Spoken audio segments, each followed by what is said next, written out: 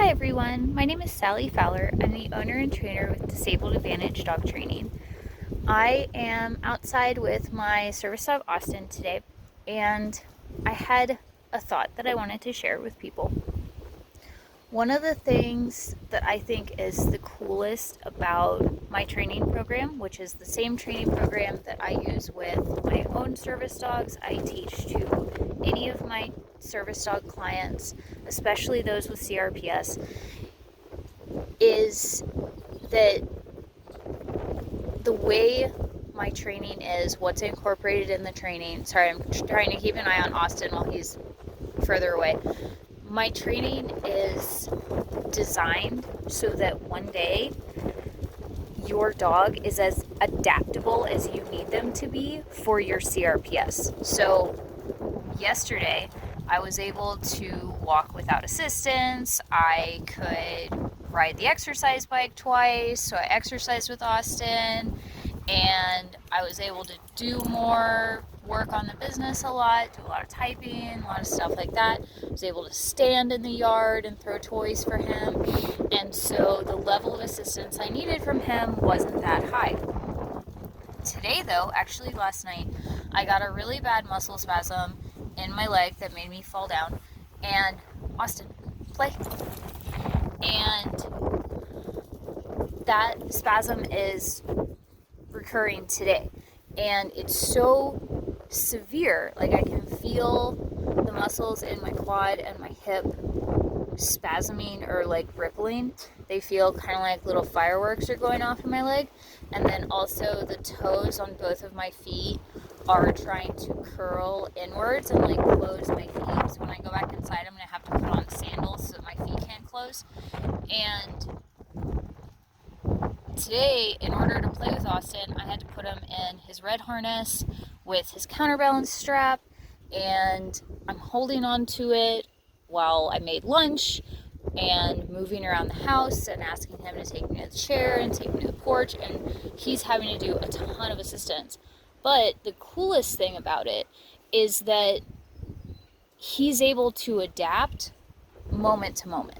Yesterday I could stand, didn't need much assistance. Today I can barely stand, and I need to sit, and I need a lot of assistance, and especially with playtime. Yesterday I could play standing up, but today I have to play sitting on the porch.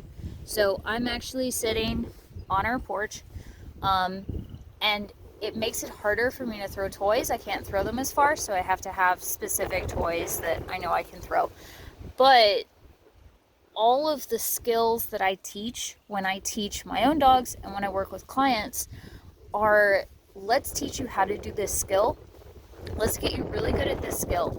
And then let's teach you how to do this skill with me in a bunch of different scenarios. And I'm not just talking about, can you do this at home in the park? I'm talking about, can you do this command and this skill if I'm standing, if I'm sitting down, if I'm sitting on the floor, if I'm laying on the floor, if I'm in bed, if I'm in a different room, if my body's shaking, all different things. The dog's proofed against all of those different things, so that when you have a bad day, you don't have to worry, you don't have to think, oh, well, I can't, play with my dog, or I can't exercise my dog, or I can't do training with my dog because I can't do XYZ. And those days still happen. Like today, I'm thinking ahead. Austin probably is going to have to be run on the treadmill instead of a walk, because I'm pretty sure my leg's going to give out at some point, and I'd rather not that happen on gravel. It's not fun. I've done it. And I'm already thinking ahead. I'm like, well, sitting in a chair is not that great for me today, so I'm probably going to have to sit on the floor. So I'm probably also going to have to ask Austin to bring a pillow into the den where the treadmill is, so I can sit on the floor while he runs on the treadmill. But that's something we've trained. That's something we've done before, and so it's not new to him. And so I'm not having to constantly teach that to him or constantly limit myself because of my CRPS being so unpredictable in how I work with Austin on a day-to-day basis. And so that's just something I wanted to share about my own life with CRPS and how that reflects back into the training of the dogs. And I hope that made sense. If it didn't, definitely comment or send me a message and I'll try to be more clear. But if you are interested in training with with Disabled Advantage, send me a message. I'm also going to include my booking link so you can set up a consult with me. That's just a little bit of what's going on. I am going to show you real quick what I'm doing with Austin so that it's not just my face, you actually get to see him. He's adorable. So he's in his red. Austin, give toy.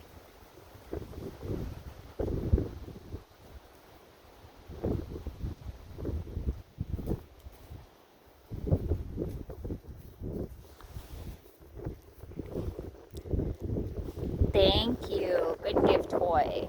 So like a lot of people might not consider to teach recalls, to teach come with the person standing and seating, sitting. Words are hard.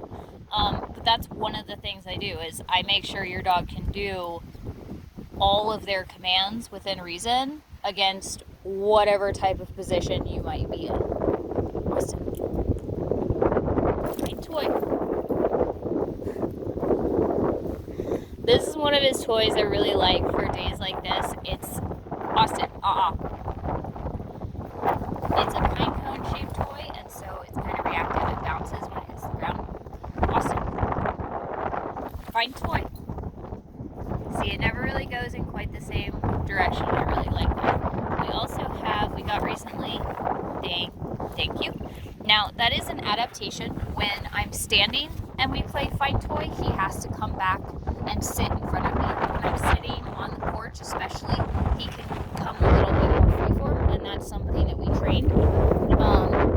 The reason we trained it that way is that it's hard for him to sit on the steps, and if he's on the steps, I want him to be prepared to brace, which he's doing. If he sits in front of me, he'd be too far away. So adaptations all around. This is a 1 pound ball, which is kind of terrible for CRPS, but kind of awesome because find toy. It can, okay, well that was not a great example, but this ball, because of its own weight, can go further without me having to have a lot of force to my throw. Find toy. Yeah, these are bad examples. I'm not throwing the ball very well because the wall's pretty close. Find toy. Yeah, I'm just not doing a good job throwing the ball. I swear this ball goes really far when I try. Thank you. Find toy. My arms are also kind of weak today. But that's just an idea for you guys of how the dog can adapt to different scenarios. And I'll just give you another example real quick. So I'm sitting. Austin, sit. Good. Down. Good boy. Austin, stand. Yes. Back. Good boy. Forward. Good. Up. Good job. So close. Austin, play. Play is our word for you can go play with this toy, but you don't have to come back. You can see there, he's circled around, which is perfectly fine. Okay. Thanks for watching this video. I hope the audio comes through with all of the wind. I'm a little worried about it. But that is something that makes me stand out from other dog trainers, is that if you have CRPS or a similar chronic pain disorder, when I approach training you and your dog, I'm going to be thinking about it with the mindset of somebody who has a similar condition or the exact same condition, where I'm going to be analyzing and thinking about, what are the possible future scenarios that your dog's going to need to be able to handle? Where does your dog need to be in relation to you? Does your dog need to be able to take commands from you if one day you're ambulatory and the next day you're using a wheelchair, or if you're using a cane, how to maneuver with that and everything in between? I'm also going to be thinking about things like how a dog's interactions with you could possibly trigger extra pain. Stepping on your feet, touching your hand incessantly, paw striking you, jumping on you, pulling on the leash. Even if your dog doesn't pull on the leash badly, but they pull on the leash enough that it's triggering a pain flare for you, that's something I want to try and help you fix. And it's something that some trainers are gonna look at and go, oh, your dog's fine, they're not pulling on the leash, their loose lead walk is totally fine. But we're so sensitive that if the dog is putting any amount of tension on the leash, you're probably still going to feel it, and it could very likely trigger a pain flare for you. And there's so much more.